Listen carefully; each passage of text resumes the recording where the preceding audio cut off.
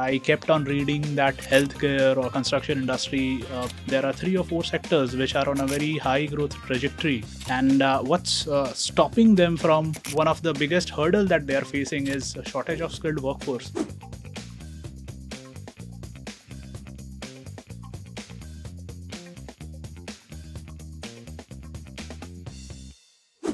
Vivek, Emversity. How did you? Because I met you in a different context around a year and a half ago. Yeah, yeah. And now you're doing this. So how come? How come this has happened?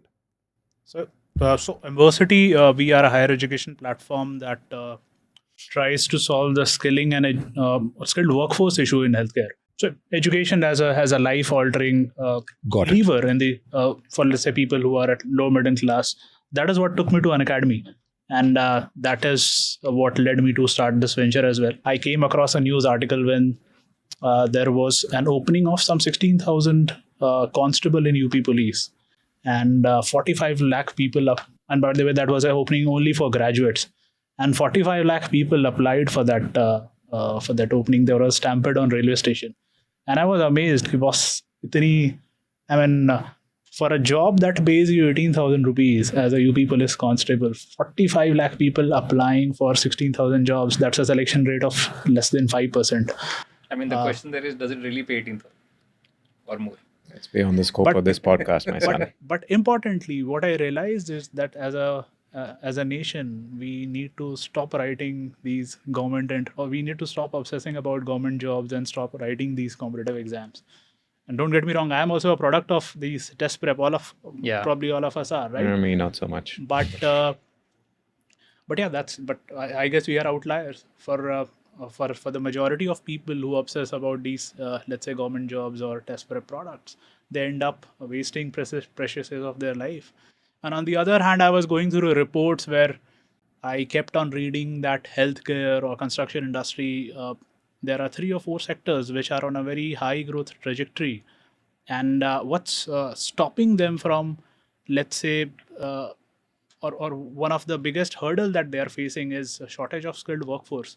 So I found it very funny कि एक तरफ we are saying there's a 7% unemployment, 45 lakh, UP is just one state, 45 lakh people running over each other for a job that pays you 18,000 rupees, और दूसरी तरफ people are not able to find skilled workforce. मुझे लगा कि how, मतलब एक चीज़ what we produce in abundant is unemployed people, right? So that's what led me to believe that I should do it. Creating a delta in terms of training excellence exist nahi karta. I mean, you just have to train somebody for 7 or 8 days and place them as a Swiggy car delivery boy or a Uber driver. But this whole segment of grey collared workforce for which you require intensive training or education, the segment that, let's say, ITI or Polytechnique were supposed to solve, the best minds of the country or capital is not trying to solve that issue. So we thought हमें वो करना चाहिए. So when I started, I wanted to build a talent marketplace for the healthcare industry. Okay. I wanted to build a platform where one side of the platform there are healthcare providers, hospitals and diagnostic chains basically, and on the other side of the platform there are candidates willing to build a career in healthcare, and the platform will do some amount of skilling. That was the idea. During the process, like Tarun also realized, we realized that both quality as well as quantity of supply is a big issue here. So just doing a shallow job of matchmaking, let's say matching candidates with job opportunities, thoda bahut skilling and polishing won't help. So we took the hard call of actually becoming a higher education company. So Emversity is my higher education brand. Under Emversity, we offer certificates, degrees and diploma in allied health sciences to candidate after standard 12. So imagine a candidate after standard 12 would probably write the MBBS entrance exams. If they are not able to clear that exam, but still they are very passionate about a career in healthcare, they'll go for our degree courses. So we run proper degree courses. An example is a degree in medical laboratory technician, or a degree in operation theatre technician, or a degree in emergency and trauma care technicians. So that is what we do. These are 3-year rigorous intensive programs. What makes them unique is that 70% of these programs requires them to actually spend time with actual patients in a healthcare setup. and not in classrooms. Got it. You mentioned allied health services. What is that? So if you go to a typical hospital, if you leave aside the blue collar workforce, imagine that there are 100 people working in hospital, probably 15 of them would be doctors.